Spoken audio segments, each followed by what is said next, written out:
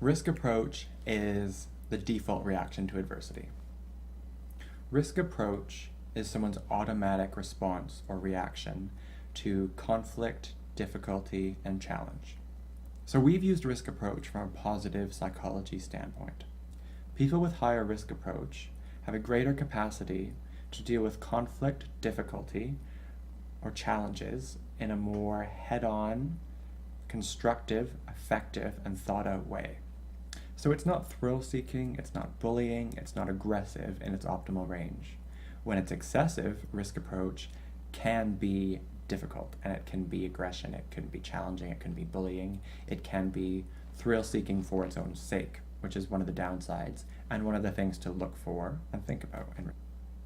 But the point of this level, especially the optimal level of risk approach for leadership, is it's the capacity to deal with adversity.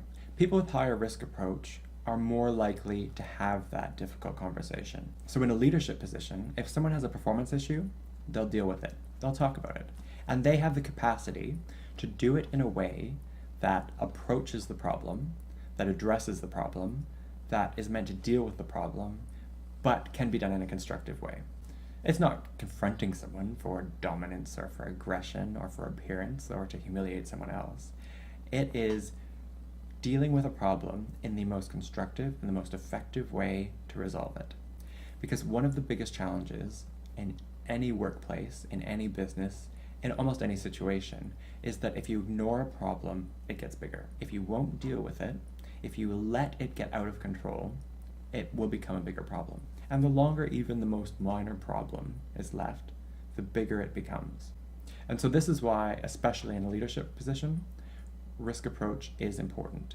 You need to have that courage, that capacity, that capability to deal with the problem. A leader needs to be able to confront the problem, deal with it, and solve it immediately.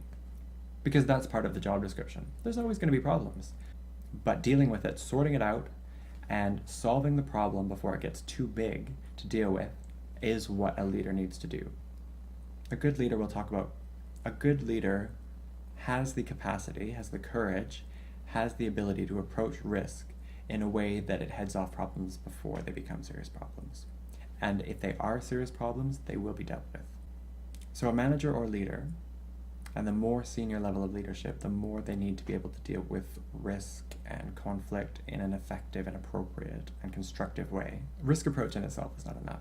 So it's really important to have interpersonal skills, to have emotional intelligence. Risk approach and that approach orientation to conflict, to challenge, to difficulty is important to a leader. But it's not a kind of maximal model. There's an optimal range to be in.